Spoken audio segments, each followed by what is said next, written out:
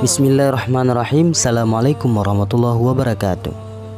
Ada banyak pelajaran berharga yang dapat kita petik dari kisah para nabi zamannya, seperti kisah sumur ajaib yang dibangun pasukan jin di zaman Nabi Sulaiman. Keberadaan sumur itu sempat menarik perhatian dunia setelah foto-fotonya viral di media sosial. Beberapa tahun lalu, lokasinya berada di kota Lainah, yaitu Arab Saudi. Menurut legenda, pada awalnya jumlah sumur-sumur itu mencapai 300 buah.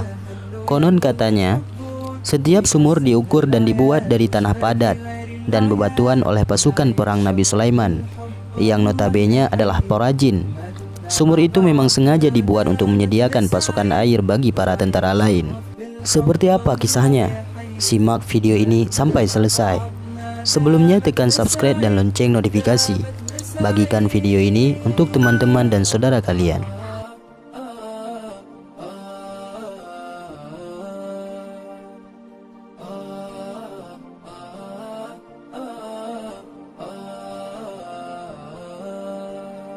Hamad Al-Jasir, seorang sejarawan dan peneliti Arab Saudi, mengatakan kota Lainah pernah disinggah Nabi Sulaiman ketika ia hendak melakukan perjalanan dari Yerusalem untuk menaklukkan Yaman.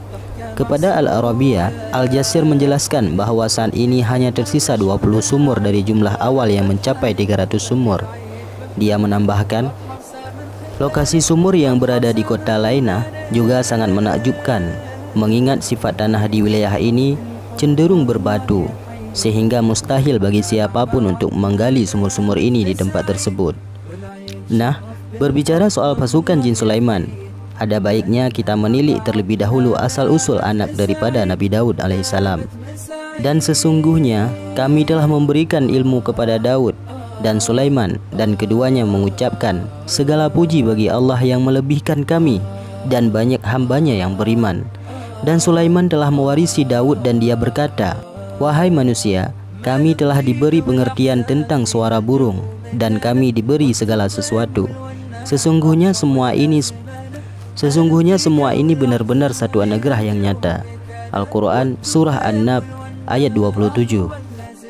Ia juga dapat mendudukkan jin dan angin, sehingga dapat disuruh melakukan apa saja, termasuk mendapatkan tembaga cair yang selalu keluar dari perut bumi untuk dijadikan perkakasa, bangunan istana, benteng, piring-piring besar, dan tungku-tungku. Tak heran bila sumur ini di kota Lainah itu berhasil dibuat oleh pasukan jin Sulaiman. Dan kami tundukkan angin bagi Sulaiman yang perjalanannya pada waktu petang sama dengan perjalanan sebulan, dan kami alirkan cairan tembaga baginya. Dan sebahagian daripada jin ada yang bekerja di hadapannya, yaitu di bawah kekuasaannya dengan izin Tuhannya. Dan siapa yang menyimpang antara mereka di perintah-perintah kami rasakan kepadanya azab neraka yang api yang menyala-nyala. Setelah Sulaiman cukup umur dan ayahandanya wafat, ia diangkat menjadi raja di kerajaan Israel. Ia berkuasa tak hanya atas manusia, namun juga atas binatang dan makhluk halus seperti jin dan lain-lain. Hal ini juga terlepas dari kemampuan Sulaiman dalam memahami bahasa semua binatang. Istana Nabi Sulaiman pun sangat indah, dibangun dengan gotong royong oleh manusia, binatang, dan jin.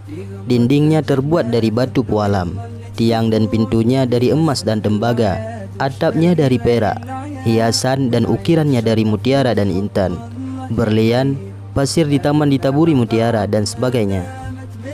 Berkat kebijaksanaan dan perjuangan dalam menjalankan dakwah Allah Subhanahu wa Ta'ala, nama Sulaiman disebut sebanyak 27 kali di dalam Al-Quran. Ia wafat dalam keadaan duduk di kursi dengan memegang tongkat sambil mengawasi dan memperhatikan jin yang bekerja. Wallahu a'lam bishawab.